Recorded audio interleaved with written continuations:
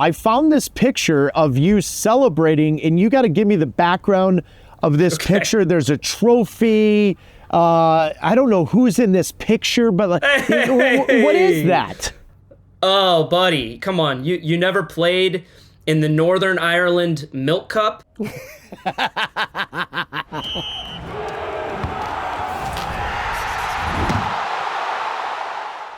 Welcome back, everybody. It's another episode of It's Called Soccer Summer Series. Please remember to subscribe to the show on YouTube, Spotify, and Apple Podcasts to make sure you never miss an episode. Taylor, I love how this is our 5th episode, and you finally decided that getting still in your basement, you were going to use the Lake Tahoe background. That is stunning. How do you get the boats in there? I've actually never seen that before.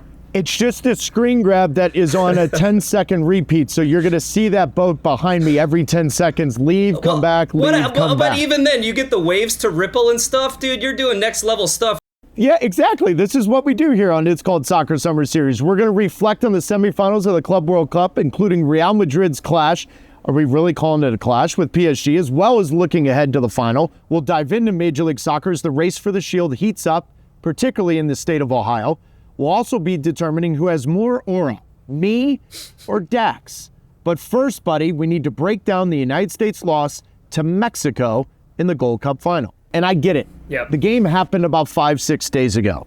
So we haven't heard your thoughts on the game. Give me your quick thoughts on the game, but more so, I want to spend the next 5, 6, 7 minutes talking about, did we learn anything about the United States and what looks like in the next 11 months? Yeah, really disappointing game from my perspective, Taylor. I look back on it, I watched the game. You always go into a final with just this overriding sense of emotion, of pride, of make sure you start the game well. And we did that. We started the game well. And actually, I don't know if that was a good thing or a bad thing. Because against Mexico, you know as well as I do that they are going to probably have the lion's share of possession in any game that they play against the U.S. men's national team. That's the reality of just the differing styles of play. And that early goal, which was fantastic, a great service, a great header from Chris Richards, who was our best player in the entire tournament. Agreed.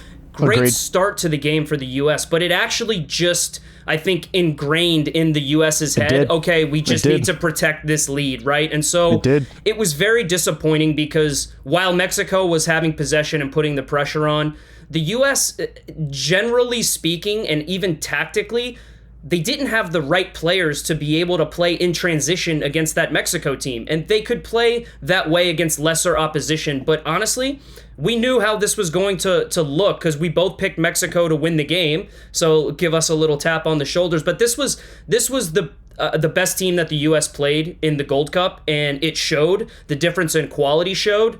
The U.S. men's national team, I think under Pochettino in the Gold Cup, they absolutely got their grit, their resilience, their fight back, and I love that. But the overall... And? Yeah, exactly. The overall quality to beat good teams, it just wasn't there. Diego Luna, Malik Tillman had a great tournament. They both underwhelmed in the final. It just felt like Mexico was always going to score and always going to win the game. What'd you make of it?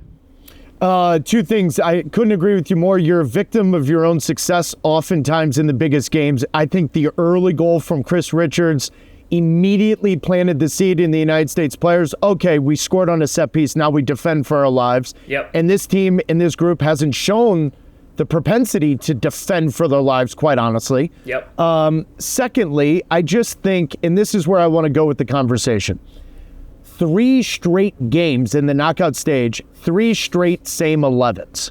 So this is where I get very confused with Pochettino, and I found it interesting when I commented on this on social media, how many Tottenham fans were like, hey, welcome to the club. You're critiquing Pochettino's substitution patterns. But Dax, he's reiterated publicly, I need to see players. Yep. And I need to see as many players as I can until the World Cup begins.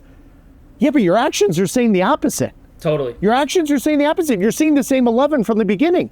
And you've waited way too long to bring players into the game to change it. Yep. And when you bring in certain players, The style doesn't change. If I have Downs and Ajamang up front, I thought ex-national team Casey Keller, brilliant point. You're going to play technical? Yeah. To chase a 2-1 deficit? Absolutely not. No. You got to play direct. So I still have question marks about Pochettino. Agreed. I have question marks on whether or not he has his finger on the pulse on this group of players. I'm not saying it's his fault. But what I'm saying to the public is that if you are telling me we can't criticize Pochettino with in-game stuff, I'm not talking about the big picture philosophies that he's talked about, because I think he's hit the nail on the head on some of those. I'm talking about in the 90 minutes. I haven't seen Pochettino have a good understanding with the players. I just haven't. And Dax, that's where this narrative that we learned a lot during the Gold Cup, buddy, I got to be honest with you. I didn't learn anything. I didn't either. I don't feel any different than I did before the tournament started, and now the tournament's ended. They've played 5 games under Pochettino against teams that are in the top 50 of the FIFA World Rankings. And I get it, the rankings are meaningless. Yep. However, Dax, they've lost all 5 games. Exactly right. And 2 of those are Mexico. So Dax, that's where I'm like, this narrative about we've learned a lot about the Gold Cup, and the fact that, I love the fact you said it, it's grit, it's energy, it's all this. Dax, I got to tell you, dude, it's so tiring to me. Agreed. The fact that we have to now go back, I'd argue, and you may argue different, I feel like that's regression in the definition. The fact that we're going back to talking about commitment, energy, defending, like. Agreed, Taylor. But let me say this. With where we were after the 4-5 consecutive losses, fair point. That's the least I wanted to see out of this group. And I love what Chris Richards or Tyler Adams, one of the leaders of this team, said after the tournament. Now that has been reestablished, the expectation of everyone else coming in, moving forward, has to be that baseline. Because we all know that Pochettino, whether it was his decision or not, was playing with a hand tied behind his back in terms of the best players at his disposal. We all understand that. But now there is a line in the sand. When all the best players come back, there is a new expectation now of, hey, regardless of what happens on the field, you have to show certain things. You have to show certain qualities that maybe we lost a little bit that make us American. I love the fact that we were pretty good on set pieces in this tournament. Maybe people don't want to hear that. But that is what it takes to win. It's still part of the game. It is, and you have to use that. And that's what I think a Sebastian Berhalter brings to the table. Now, tactically, how Pochettino uses him, that's not right. He's not a right midfielder. And if you are going to play in transition, and this is to my overall point about how the U.S. men's national team sets up moving forward, and I want to get to your ideal starting 11 moving forward, but in the final against Mexico, if you know they're going to have possession, and you know that you're going to have to sit back and absorb pressure a little bit, well, how are you supposed to get out in transition if you have Sebastian Berhalter, Diego Luna, Malik Tillman underneath Ajiman? There's one player that has pace in that front 4.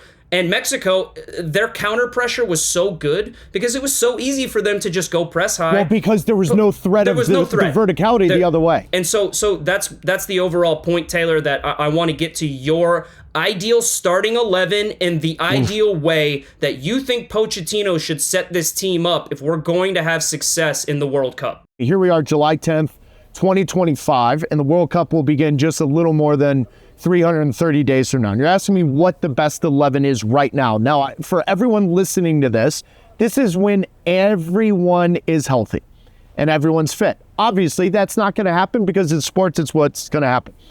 Here's my 11, and I'm going to tell you the formation afterwards. Matt Turner's in goal. Ream, Richards, question mark. Now you know my back 3. Oh, wow. Robinson, left wing back. Timothy Weah, right wing back. My midfield is Adams, McKennie, Musa, and then it's Pulisic and Pepe up front. Wow. You can easily substitute Josh Sargent for Pepe for me, and I'd have no argument. Why do I have him in a 3-5-2? And this is why I want your opinion on this. Yep. And I have zero problem if you tell me I'm completely out of my coconut, because usually I am. I am not convinced 100% that the United States men's national team, if the World Cup started today, knows who their 2 starting center backs are.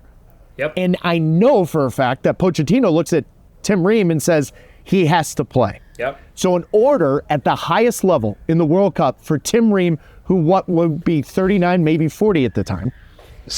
I got to play 3 in the back. And if Tim Ream's not in the 11, I'm 100% playing 3 in the back, and here's why. I don't have enough of a technical group in the midfield, but I do have pace, and I do have the ability to have players in wide areas have some freedom. Anthony Robinson has shown at the highest level in the Premier League to really be good going forward. Give him license to go.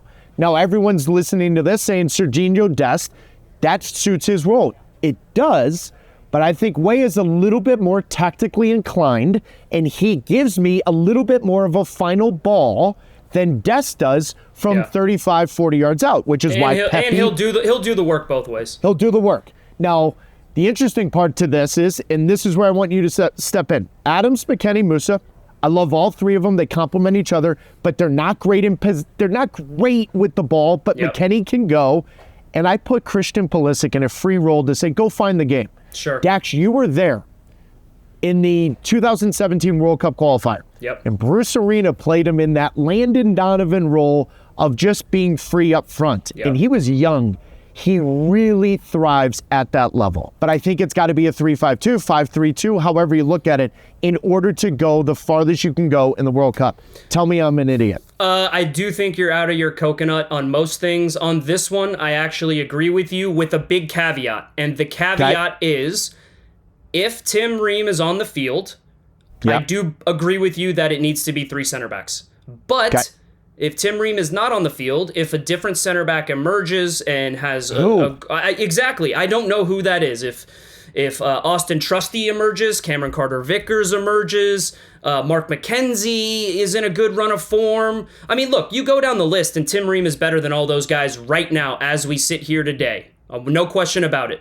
But a year from now, I 100% think that if Tim Ream is either out of form or one of those guys is in form, then you play a 4-3-3. That is your bread and butter, and you don't play possession-based soccer. You play in transition because that is where all of our strengths are. Let me ask you a quick question. If Walker Zimmerman's really fit in January and he plays himself, can he play himself into the national team picture? He absolutely can. Walker is another guy who is a part of that mix of guys underneath But you have to play Richards. 3 if it's Walker. I do believe so. I think you have to play 3 if it's Walker as well. It's just a matter of guys getting up there in age, a little bit of pace issue, and you just give those wingbacks more freedom to go forward, and they have a little bit more cover. But if a different center back emerges and is playing at a high level, then I think you have to play a 4-3-3. And I think you have to play Tyler and Weston in front of a back 4. Anthony Robinson is the incumbent on the left. Serginho Dest has to be on the right, with Tim Weah, Christian Pulisic on the wings, Pepe up top, and either Tillman or Luna underneath him. So that way, you have a little bit of creativity if you do play a team who you know you're better than, which in a World Cup, in a group of 4, the reality is, with where the U.S. is going to be, they're probably going to be the favorite in at least one of these games. So you need to have a guy that's creative in there and a second striker, if you will. But our strengths, Taylor, I agree with you. They lie in transition. I don't think Pochettino can ask this U.S. team. I don't think he can ask this group of players to play this methodical, build out of the back possession style. He doesn't have enough time, A, and B, it doesn't fit the players. It just doesn't. No. I'll never be convinced that it does. Use the pace of Pulisic and Weah. Use their creativity. Use the goal-scoring ability of Balogun and Pepe, right, who are going to be in and around the box. That is the path to success for the U.S. men's national team. But isn't it interesting? We sit here and we talk about how the key, in my opinion, to what formation you're playing lays at the feet of a 38, 39-year-old Tim Ream. And by the way, he had a pretty good Gold Cup. Let's give Tim credit, right? He's still playing at a pretty high level. It's just going to be difficult to ask him when you're playing against the best teams in the world, maybe in the middle of summer, like to really do a job in only a back 4. That's where the question marks lie. For the first time in 25 years, the United States men's national team has no idea, less than a year from the World Cup, who the number 1 goalkeeper is and who the 2 starting center backs are. I digress.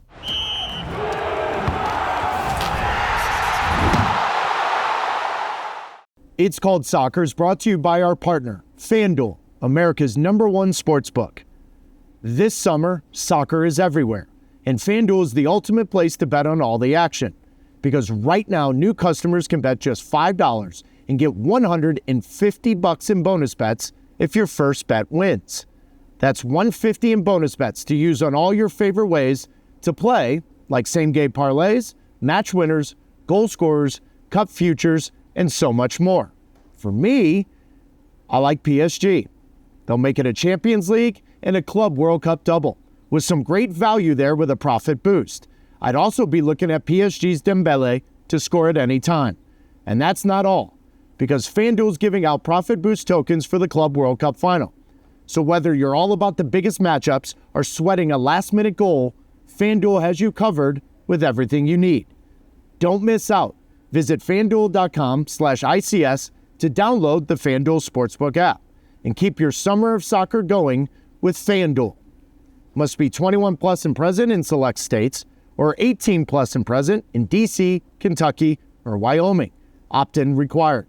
Bonus issued as a non-withdrawable profit boost tokens. Restrictions apply, including any token expiration and max wager amount. See terms at sportsbook.fanduel.com. Gambling problem? Call 1-800-GAMBLER or visit fanduel.com/RG.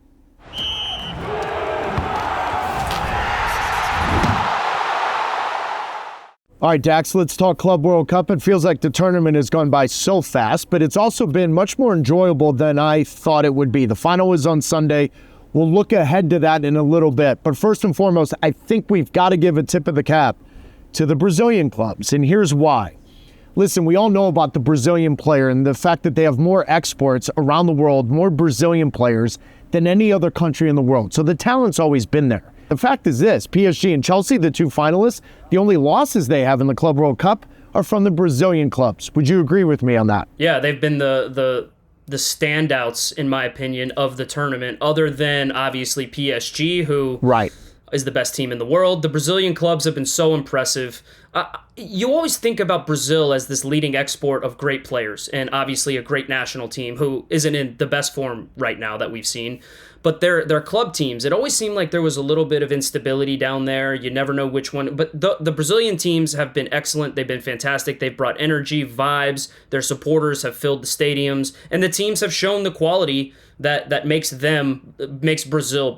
But Chelsea, PSG in the final, Chelsea might be a little bit of a surprise, but they had what you would call, I think, an easier road to the final than PSG. But Taylor, PSG, they're a wagon, man. What did you make of their demolition of Real Madrid? It's surprising to me. The fact in the knockout stage they've scored 10 goals and haven't given up one is crazy. And the fact that, people like Zlatan were taking a dig at Inter Miami, and yet Real Madrid lose worse to them. The fact of what they did in the Champions League final, I did not think would carry over to the Club World Cup, and yet here we are. But I think the bigger talking point is this.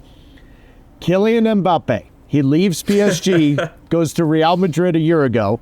His former side win their first Champions League, and then they knock out Mbappe's new competition.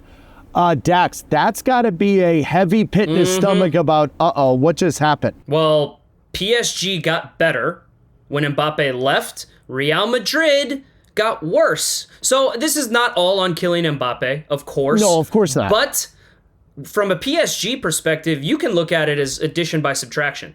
What Luis Enrique is doing with this team, this club, is insane. All right, and I want to speak a little bit about the game because PSG was fantastic. Agreed. All right, but if you're Real Madrid, right, and you're Xabi Alonso, and you essentially gift the best team in the world 2 goals, you gift them a 2-goal head start with catastrophic mistakes from your center backs, which I don't even want to go into if that was an MLS team, how the absolute demolition that would occur on social media about the quality of MLS. But it is Real Madrid, and maybe this will show people that, hey, it's happened. These players are human. They make mistakes. But if you want to advance in a tournament like this, you can't do that, especially against PSG, who will just rip you to shreds. And then their third goal is an absolute work of art. But this is to a bigger point of, I think, the issues that Xabi Alonso has and why it is so important to have a front 3 or a front 4 that is so good technically, tactically, and I'm talking about PSG here. They're so dynamic. They're so dangerous. Taylor, they press like madmen. Yeah, they do. Defend from the front. They make it easy for the midfield to cover the gaps. They make it easy for that back four to get high. Real Madrid doesn't have that luxury because the reality is Vini doesn't defend and neither does Mbappe. And everyone's seen that viral clip of Luis Enrique trying to talk about Michael Jordan and Mbappe and how Michael Jordan was one of the best defenders in the NBA.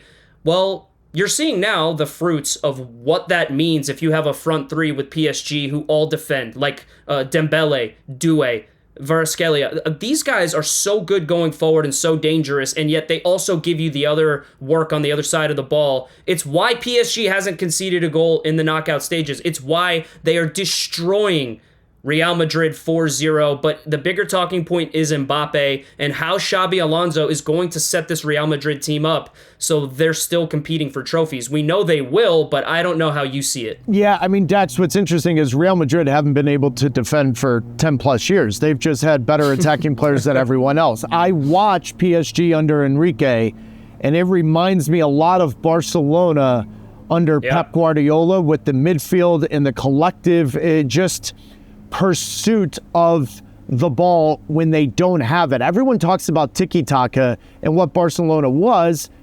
Sure, fine. But you don't recognize their ability to go get the ball back. That's what Barcelona was incredible. So good during that time. Masterful. Yep, and I think they're really good at this. I think it's interesting about Chelsea. They barely qualified for this tournament, and that was due to their 2021 Champions League triumph. It has certainly paid off for them, though, financially. They've already made over $100 million already, and if they win on Sunday, they'll make $125 million. But Dax, I just don't see any way Chelsea can stop Luis Enrique and this PSG side. We'll get into that in a few moments with our picks of the week. Well, we're back with our picks of the week, brought to you by FanDuel, America's #1 sportsbook. Dax, we joked last week that I was making a comeback. Well, with all due respect, it's definitely now on. Last week I scored 6 points. You got 3. I got the Gold Cup spot on, which means I'm on 12 points and you're on 14. So let's get right into it. All eyes are going to be on the Club World Cup final, Chelsea PSG, 13th of July, 3 p.m. Eastern time here in the United States of America, MetLife Stadium. And by the way, for all of the FIFA posts, it's not New York, New Jersey. It is East Rutherford, New Jersey. I digress. Here we go. Here are our picks.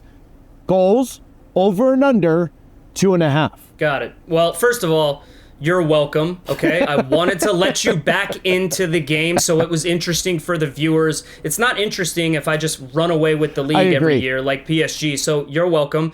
Good picks from you last week, though. I'm not a moron. I'm not an idiot. I know exactly what's going to happen. We're both picking PSG to win. Now, I guess it's going to be our goal scorers and our score lines, right? So I've got, first of all, for Chelsea, I think it's obviously been an easier path to the final. But once you get to a final, anything can happen. We know that. I like Maresca. I like the way he sets his Chelsea team up.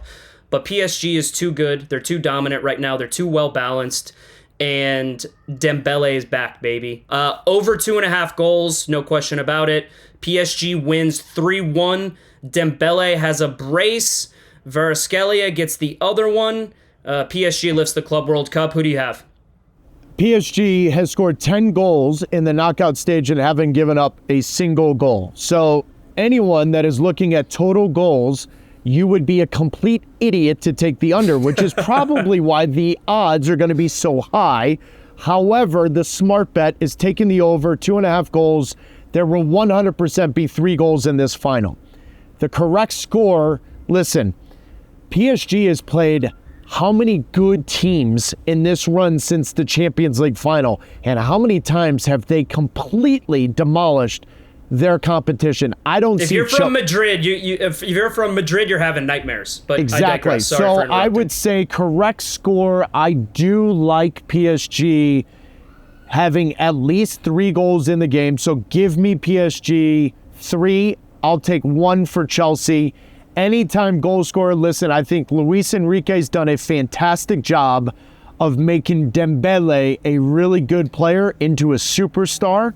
And I think Dembele will score in the Club World Cup final. How are you going to pass me if you pick the same scoreline and goal score as me? It can't happen. I appreciate this. This is amazing. My entire life, Dax, I have finished second. So it's only fitting that I finish second you and me in both, this competition.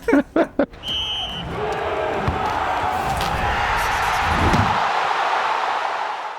Dax, it never stops here in the United States. Major League Soccer has just come right back with some interesting results in the past week. Philadelphia, they've lost 2 in a row. Now that Nashville penalty deep into stoppage time, a man down at home to give them 3 points. But it's more so about Philadelphia. Is it a worrying sign from Philadelphia? And more so, I have said this listen, Bradley Carnell was with St. Louis City, and in that expansion year, they came out blazing. But then they hit a wall at the end of the year, and then they lose to their rival, Sporting Kansas City, as the number 1 seed in the playoffs. I think Philadelphia are up against it. Do you agree with me? No, I disagree, Taylor. Good. I think Bradley Carnell will have learned from the past. And what you do in the regular season, it doesn't necessarily translate into the playoffs. It can, of course, but I think Bradley Carnell will have learned from his St. Louis days how to get the best out of his team in terms of who they match up with in the playoffs. I'm not worried about them. The amount of players that they were missing for the Gold Cup, they're going to get their best players back. Ty Baribo has been injured. They're going to get him back at some point. And he's going to be motivated because he has seen Sam Surridge from Nashville rocket past him in the Golden Boot race. Lionel Messi is always in and around there, and I think Baribo gets back on the field. I think Philly starts winning games again, and not to mention Quinn Sullivan, who's been probably their second best player this year, a creative hub and fulcrum for them. He comes back from the Gold Cup rested, refreshed. He wasn't used hardly at all by Pochettino and the U.S. men's national team, so I think he's going to be fit and motivated to help Philly get back on the right track. I'm not worried about Philly at all, Tay. All right. Keep it in the East. I said last week I think the Shield's going to be fought in the state of Ohio. I still believe that. This weekend, one of the best derbies our league has. Hell is real. The game is massive. Cincinnati, for me, are the most balanced team in the East. They haven't totally found their groove yet, and yet they're still winning games. I think this game this weekend is more important for Columbus because right now they're in big negotiations of bringing over a designated playing I would say 9/ vertical winger, for lack of a better way to put it. But my point is, I think it's more important for Columbus than Cincinnati, and I think Cincinnati's in the driver's seat to win the East and to win the Supporters' Shield. Am I right or wrong? You're right about the game being more important for Columbus. You're wrong about Cincinnati being in the driver's seat for the Supporters' Shield, just strictly because the East has so much more top-end quality than the West. I think the West and San Diego actually should be the favorites for the Supporters' Shield because of the fact that they do play in the Western Conference. Mikey Veras is a tremendous coach. He should be in the running for Coach of the Year. And I just love everything San Diego's been doing. They have the top MVP candidate right now in Anders Dreyer. They're going to get a motivated and healthy Chucky Lozano back for the stretch run of the season. I think they should be the favorites to win the Supporters' Shield, but I do agree with you about Cincinnati and how balanced they are. I just think that there's so many good teams in the East. They're all going to take points off of each other at some point. But this is a massive game for the Columbus Crew and Wilfred Nancy. Make no mistake about it. Cincinnati is the better team right now, but Columbus, very important game for them. I think if they get this designated player signing right, they will be the favorites to win MLS Cup. I think it's very interesting how you said there's so many good teams in the East. And the only reason why I say that is because Nashville may be the hottest team in the East, and nobody really saw that coming. They play Inter Miami this week. Now, you're going to get an argument from me about the most valuable player because Lionel Messi just became the first player in MLS history in 4 straight games to have 2+ goals. I don't think we're talking about Inter Miami having a shot at the number 1 seed in the East if Messi isn't on the field. And anyone that listens to that says, yeah, no shit, Taylor. My point is this, though. No one else has Suarez isn't Suarez of last year. Yep. They don't have Diego Gomez. The team isn't as balanced and diverse. No Campana. They just beat the Revs. Campana's new team. Campana missed 2 glorious opportunities. Why do I bring up Miami, though? If they beat Nashville and end the streak that they're on, and you throw the news of Rodrigo De Paul coming to Miami, obviously Messi's the GM pulling the strings. Dax, am I an idiot to kind of believe in this juggernaut of Inter Miami all of a sudden gaining momentum? Could they, with the games in hand, play themselves into the number 1 seed in the East? They absolutely could. And when Messi is in the form that he's in right now, they look unstoppable. It just continually blows my mind, Taylor, about the stats that our great stat guy at MLS, Mark Connolly, throws into our group chats. And he put in the stat that you said earlier about Messi scoring a brace in 4 straight games. And I'm just thinking in my head, can someone defend this guy? And I know he's so good, he's dribbling past 3 or 4 players all the time. I find it unfathomable that defenses and teams aren't on hyper alert anytime Messi touches the ball in the attacking third. Forget about in the box. In the attacking third, because that's how good he's been recently after the dip in form that he and Inter Miami had earlier this year. I absolutely think they can use those games in hand to catch right back up and be a contender for the Supporter Shield. I couldn't agree with you more. And I also love the fact, and I want to get into some transfer news, that Inter Miami are shooting for the moon. Rodrigo De Paul would be a massive signing for the league. And anyone that's saying he wouldn't be, you have no idea the kind of player that he is and where it fits in to the complexion of the roster with Inter Miami. This is a player that's still at the height of his talent going into a World Cup year, and he's going to play a position that they needed. If they had De Paul instead of Busquets in the Club World Cup, they win that group. They win that game against Palmeiras. It's a fact, not really an opinion. He also cements Messi playing for the next 12 to 18 months in Miami. They open Freedom Park and all of that. But to pull off this transfer, if they do it and spend 15, 20 million to bring in DePaul, and then Suarez steps away at the end of the year, you're talking about 2026 being a very interesting roster for Inter Miami. Now, the other transfer that's very interesting to me is Patrick Agyemang. Now, he was a boiling point for U.S. men's national team fans on social media, but this is still a very unproven, raw striker with a ton of potential. Derby County potentially are offering close to $8 million with add-ons and everything else that is there for Charlotte FC. It is a great move for him. I think going to the championship is perfect step in the next progression. One, do you like the move for him ahead of the World Cup? And two, do you think he can play himself into the World Cup roster? I do. I like both. I like the move, and I do still think he can play himself onto the World Cup roster, even though I see maybe right now, I don't want to call them negatives in his game. He's just extremely unpolished. He's very raw, Dax. He's very raw, and it's weird to say about a 24-year-old. It's not like he has a ton of time to improve these things, but I think he can, and I do think the championship fits his profile perfectly. He just needs to clean up his first touch, his decision-making, his feel for the game in and around the box. But you ask any center back in MLS who is one of the most difficult strikers to play against, they're going to tell you Patrick Agyemang. Whether people want to believe it or not, that's what they will say. Ask Walker Zimmerman, he'll tell you the same thing. Patrick Agyemang has a lot of raw physical tools that make him a handful, but he does need to improve other aspects of his game if he wants to compete and be on the World Cup roster. I think he really showed himself well to Pochettino. That's why he played him as much as he did. That's why Brian White couldn't get on the field in the Gold Cup. I would like to see Agyemang really hone in if this transfer goes through and he goes to the championship, on the little details of his game, his first touch, his hold-up play, the timing of his runs, and his finishing ability with both feet. His decision-making in and around the box, I don't think it's good enough to be a top international level player, but Pochettino sees something in him. Yep. I see what the qualities are that can make him a much better player than he is right now. I like the move a lot. Yeah, I do too. I think the move will go through. Dean Smith, the first conversation I had with him after making a move to Charlotte FC and Major League Soccer, I asked him, the first player that caught your attention, he didn't even skip a beat. He looked right at me and said, Patrick Agyemang, because there are certain things he has that you cannot teach.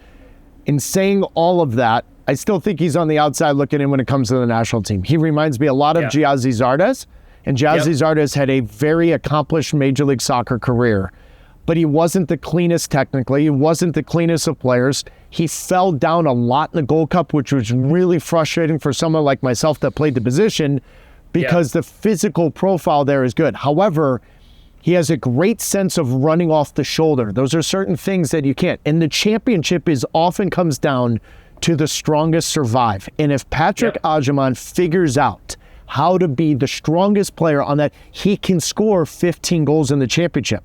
I promise you that, because it's not a technical league. And anyone that tries to tell me it is, you obviously haven't watched the championship over the last 25 years. I think it's a great move for him. I think it's a great move for his career. But I think if Pepe's healthy, Sargent's healthy, Balogun's healthy, I don't know what that looks like for him with the World Cup, but he has to make this move to get an answer of making the World Cup. The only pushback I'm giving you is on Sargent, because Sargent's been tremendous in the championship. He's been fantastic with his club. Every time he's been called into the national team and played, I've been like, dude, where's your club form? I don't see it. And if it comes down to that third striker, fourth striker, do you bring a striker or a winger? Pochettino, I think he just likes what Agyemang brings probably right now a little bit better than Sargent. So no disagreement for me other than on Sargent. Another man linked to a move to Major League Soccer is the legend himself. Thomas Müller, the Bayern Munich legend, played his last game for the club last week in the Club World Cup in their loss to PSG. He's been at the club since he was 10 years old, 25 years, 546 games, 177 goals, 173 assists, 13 Bundesliga championships, 2 Champions League titles, a true legend.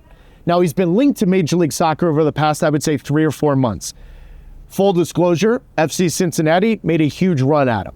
And they made a run at him to try to convince him to make that move there. It sounds like to me the only team that's at the table is LAFC. However, his salary demands, and after the Olivier Giroud disappointment, I would put this at 30-70. He ends up in Major League Soccer and LAFC. What about you? I don't know. I would love to have him in Major League Soccer. I think as far as a classy individual, someone who would really buy into whoever signs him, like really being an ambassador for that team and the league, I think he'd be a home run. But you can't do it as a designated player contract. I just don't see how teams can invest that type of money in a player his age with his profile, who was never really a player, Taylor, that relied on pace all that much. He relied on just nuance in and around the box, tremendous finisher. If the salary demands are what they are, look, the market is always going to speak. And I think if you can bring him in on a max TAM contract, I think he can make any team better. For LAFC, I don't know, especially after the Olivier Giroud thing with Denis Bouanga and Ordaz and David Martinez, the way that their attack wants to play.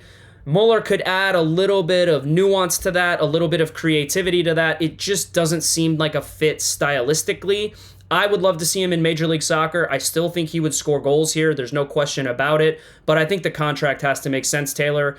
I'm going to say, because the salary demands we're hearing, I'll put it at even less percentage than you. I'll put it 20% that it actually happens. I think Dax and I would be remiss not to send our best wishes to Stefan Fry, who suffered a scary injury in the game I was at in Seattle last weekend. It looks like he's recovered. I have spoken with him, so hopefully he takes his time before he's back on the field. And also to Brandon Vasquez, as we are taping this right now. It was just formally announced he tore his ACL in the US Open Cup, and he will be out for an extended period of time. Austin FC now lose their $10 million striker. They're already struggling to score goals. I think the playoffs are going to be difficult for Austin to make.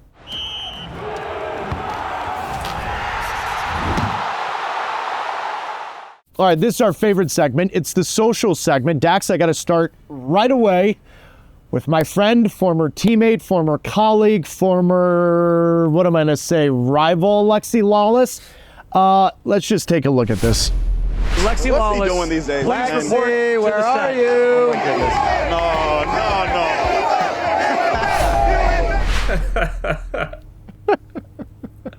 I mean, come on. First off, Dax, have you ever ridden a horse?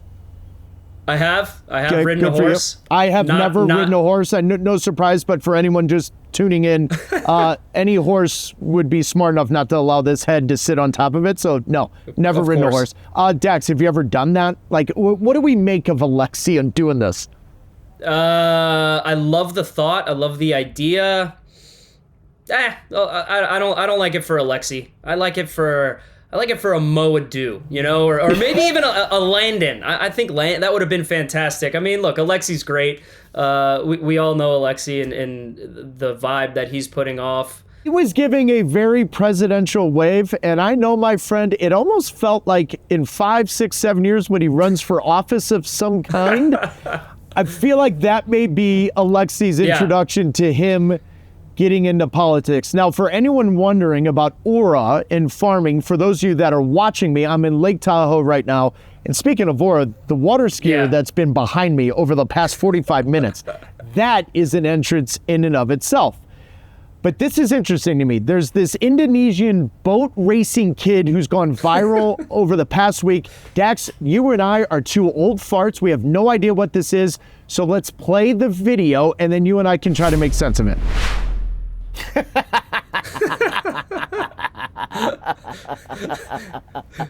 That's incredible. Is that video? So that video has to be sped up. It's sped up a little bit. I think what's very interesting is that Indonesian kid and you are the same height, so that would be perfect for you to do. But also, there's a few of the motion. I mean, listen, Diego Luna did it, if I'm not mistaken, right? I've seen Travis Kelce, who's playing in the tournament here at American Century Championships here in Lake Tahoe. He's done it.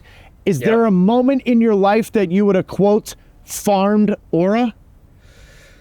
First of all, I have absolutely no idea what that means. And you said it, we're going to age ourselves here. I mean, I saw Diego Luna, I saw him do that celebration before I'd seen the actual video of my height counterpart, the Indonesian kid on the boat. And I just thought, Diego Luna, he has that, you know, he has the vibe. And something that you can't really touch, right? It's like just a feel. Like, you know it when you see it. Diego Luna has that. I don't have that. Never had I don't know, though. I found this picture of you celebrating, and you got to give me the background of this picture. There's a trophy. I don't know who's in this picture, but like, what is that? Oh, buddy, come on. You never played in the Northern Ireland Milk Cup? I think it's a different name now. But that is one of my favorite memories with a great youth national team, the under-18 national team, guys like Lee Wynn, guys like Charlie Davies on that team. Great group of players. By the way, the Northern Ireland Milk Cup, I was rearranging my sock drawer when I got that phone call. Dax, can you see the picture on the screen that I have? I can. Okay, so. Where are you? Are you in a movie theater or something? So this what is are the you best doing part. with that? That is the U.S. Open Cup trophy. Oh, God, in don't 2007. Tell me. Okay. No, I know what that's from. It is. Of course you do. And more importantly, that was after at 5 a.m. we went to Whataburger and brought the U.S. Open Cup trophy with us. Now, for some reason, for those of you that are curious how the picture was taken, you got to remember the phones back then were Palm Pilots, BlackBerry Messenger. This isn't an iPhone, but someone on our team had the first or second iPhone. And they took a picture. That is Steve Ralston, one of the best players I've ever played with. But we sent that out because Andy Dorman's on the right. I'm telling you right now, that would have been the best boy band photo ever. The fact that I cut off my T-shirt, Dex, what a loser. Look at me. I have a cut-off T-shirt at 5 o'clock in the morning with the U.S. Open Cup trophy. I was going to question the cutoff. Questionable. No, you weren't, dude. I'm such a douche. First of all, you got to have muscles to wear a cutoff. Second of all, my picture has significantly more aura, I would think, according to the kids. But I'm not going to ask you where you went before Whataburger because I want to make sure we can finish out this summer soccer series without you getting canned. Okay? So I'm not going to ask. But what I will say is that trophy, I didn't realize it at the time how badly that I wanted to win that trophy until I lost it. Congratulations to you on that victory. That was a great game. You guys beat us 3-2 in Dallas. But my picture, milk dumped all over me, Northern Irish girl on my arm, right? The boys celebrating. And by the way, I hate milk unless it's in cereal. But my picture, more aura, no question. That's it for this week's show of It's Called Soccer Summer Series. If you want the story of where that U.S. Open Cup trophy was, It's Called Soccer Summer Series After Dark will happen in the next couple of months. We'll be back next Wednesday where we'll be covering the Club World Cup, MLS, and all the biggest news in the world of soccer. Please remember, subscribe to us on YouTube, Spotify, and Apple Podcasts. We'll see you next week.